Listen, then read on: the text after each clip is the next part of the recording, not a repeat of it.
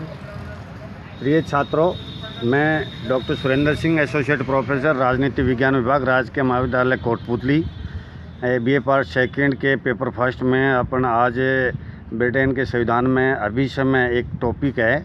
अभिसमय का अभिप्राय और अर्थ के बारे में अपन अब आज चर्चा करेंगे। अभिसमय ब्रिटेन के संविधान में एक विशेष स्थान रखते हैं। ब्रिटिश संविधान का अधिकांश भाग अलिखित है, तो प्रश्न ये आता है कि संविधान है तो अलिखित है, और वो अलिखित है तो संविधान और सरकार शासन और दैनिक सरकारी कार्यों का निष्पादन कैसे तथा किस आधार पर होता है।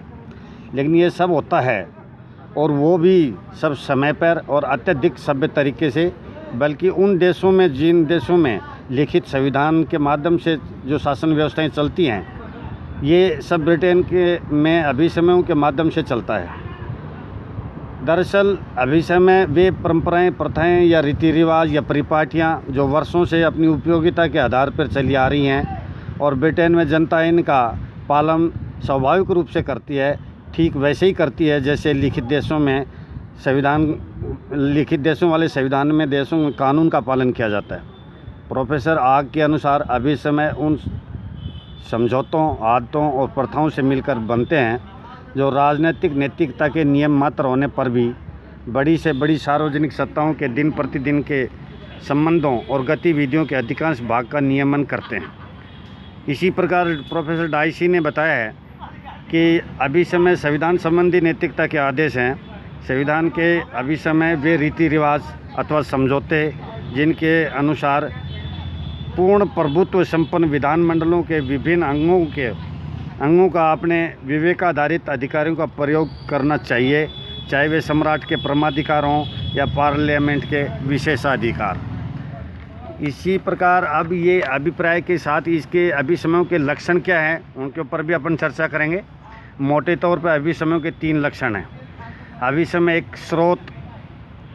का स्रोत प्रथाएं हैं।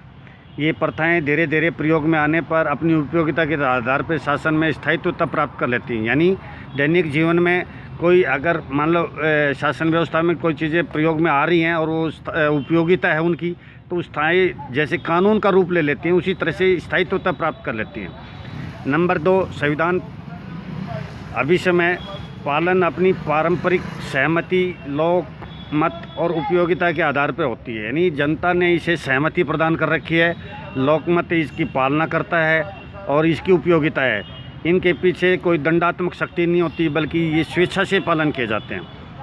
अभिसमय को कानूनी नंबर 3, अभिसमय को कानूनी, न्यायिक और दंडात्मक मान्यता प्राप्त नहीं होती, परंतु ये व्यवहार में अभिसमयों में ब्रिटेन में कानून जैसे पवित्रता हासिल हो गई। यानी ये कानून नहीं है, लेकिन कानून के जैसे ही इनको पवित्रता हासिल है, इसलिए इनका पालन किया जाता है। तो ब्रिटेन में कानून के समान ही इन अभिसमयों का पालन किया जाता है।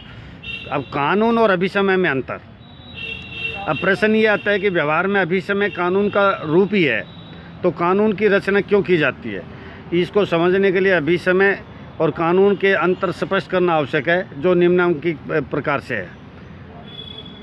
नंबर 1, निर्माण के आधार पर कानून निर्मात्री सभा की इच्छा की शक्ति के परिणाम है।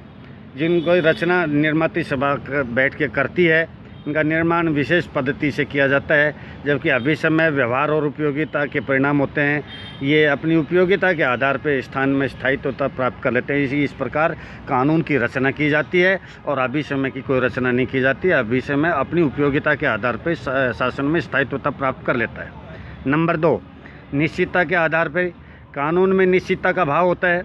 इनके विशेष समय और परिस्थिति में इसे लागू किया जा सकता है, जबकि अभिसमय अस्पष्ट और अनिश्चित होते हैं। इनको कानून की तरह लागू नहीं किया जा सकता। ये केवल इच्छा शक्ति और उपयोगिता के आधार पर अपनाया जाता है। अनेकों बार विवाद के कारण भी बन जाते हैं।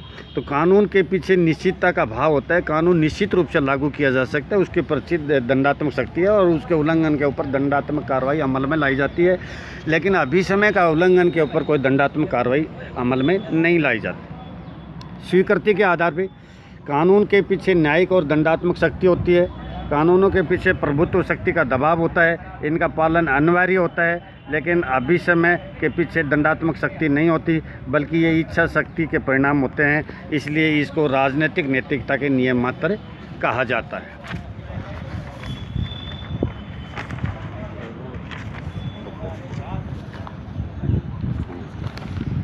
अभिसमयों का वर्गीकरण। अब अभिसमयों का ब्रिटेन के संविधान में किस तरह से वर्गीकरण किया गया है? अभिसमयों का वर्गीकरण यानी राजपद से संबंधित अभिसमय, यानी जो राजा के द्वारा जो शासन में जो उनके द्वारा जो दायित्व निभाए जाते हैं, जो उनके कार्य हैं, उनका अभिसमयों का वर्गीकरण किया गया है। अभिसमय को सम्राट और मंत्रियों के बीच परामर्श से ही कार्य किया जाता है।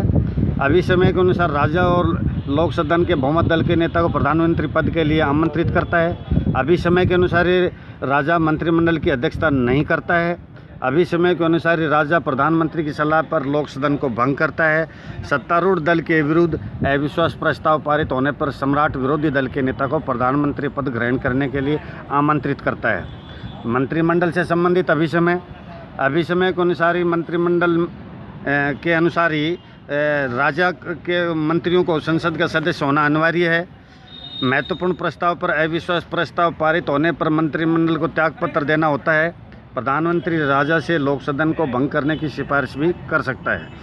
कम महत्वपूर्ण प्रस्ताव पर ब्रिटेन में लोक सदन में मंत्रिमंडल का त्यागपत्र आवश्यक नहीं है। मंत्रिमंडल लोक सदन के प्रति उत्तरदायी होता है। यदि लोक सदन एक मंत्री के विरुद्ध अविश्वास प्रस्ताव पारित करता है तो संपूर्ण मंत्रिमंडल के विरुद्ध अविश्वास प्रस्ताव पारित माना जाएगा। इसको सामूहिक उत्तरदायित्व का त्यागपत्र देना होता है, यानी एक साथ डूबना और एक साथ तैरना। एक मंत्री की गलती का खामियाजा पूरे मंत्रिमंडल को या पूरी सरकार को त्यागपत्र देकर के भुगतना पड़ता है। नंबर 5, प्रधानमंत्री मंत्रिमंडल के सदस्य अपने राजनीतिक दल में से प्रधानमंत्री अपने मंत्रिमंडल के सदस्य अपने राजनीतिक दल में से लेता है और वह अपने सहयोगियों में से ही चुनाव करने के लिए स्वतंत्र होता है। व्यवस्थापिका से संबंधित अभिसमय।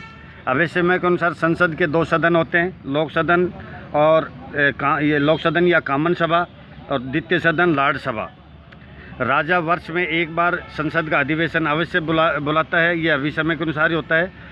एक से दूसरे अधिवेशन के बीच 1 वर्ष से अधिक का समय न हो। नंबर 3, लोक सदन के स्पीकर का निर्वाचन होने से पूर्व उसे अपनी दल की सदस्यता से त्यागपत्र देना पड़ता है। स्पीकर का चुनाव अभिसमय के अनुसार निर्विरोध होता है और जो जब चाहे जब तक वह उसका अध्यक्ष रह सकता है। प्रत्येक अधिवेशन में विधेयकों का 3 वाचन होने ही के बाद ही मतदान संभव होता है। सरकारी पक्ष के भाषण पश्चात विरोधी दल का भाषण आवश्यक माना जाता है।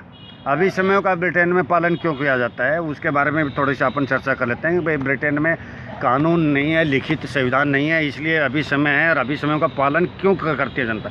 तो प्रोफेसर डाइसी, आग और लावेल, जिंक और जेनिंग्स और कार्टर आदि के अनुसार अभिसमयों के पालन के पीछे कुछ विशेष कारण गिनाए हैं जो निम्नलिखित प्रकार से हैं। नंबर 1, उपयोगिता। ब्रिटेन में शासन और मंत्रिमंडलीय व्यवस्था अभिसमयों पर आधारित है। ब्रिटेन में अभिसमयों का पालन उनकी उपयोगिता और वांछनीयता के कारण होते हैं। अभिसमय के उल्लंघन पर शासन में कठिनाइयाँ उत्पन्न हो जाएंगी, जैसे शासन संचालन करना असंभव हो जाएगा। इसलिए उसकी उपयोगिता के आधार पर उनका पालन किया जाता है। नंबर 2, लोकमत की शक्ति यानी जनता की शक्ति। अभिसमय के कानूनी शक्ति प्राप्त नहीं है, उन्हें लोकमत की शक्ति प्राप्त है। लोकतंत्र में अंतिम शक्ति जनता के अंदर निहित होती है, इसलिए जनता के प्रति उत्तरदायी सरकार अभिसमयों का पालन का उल्लंघन करने का साहस सरकार कभी भी नहीं कर सकती। ब्रिटेन में नंबर 3, इनका पालन क्यों किया जाता है कि ब्रिटेन में जनता में जागरूकता है। अभिसमयों को लोकमत की शक्ति प्राप्त है। ब्रिटिश जाति राजनीति के प्रति अत्यधिक जागरूक है, इसलिए अभिसमयों का उल्लंघन संभव नहीं है। नंबर 4, राजनीतिक दलों में मतैक्यता।